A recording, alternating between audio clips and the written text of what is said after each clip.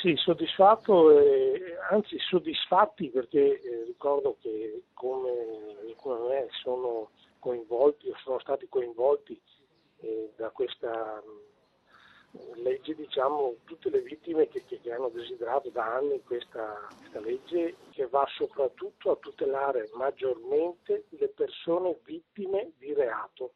Ricordiamolo bene, non è una legge che va ad aumentare l'uso delle armi o chissà che cosa.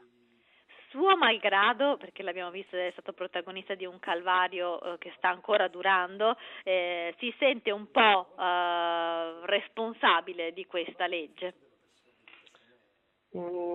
Sì, io ho fatto la mia piccola parte e so cosa ho fatto, le serate che ho speso, ma ognuno di noi ha dato il suo contributo, chi più, chi meno, ma insomma sì, mi sento un po' partecipe a questo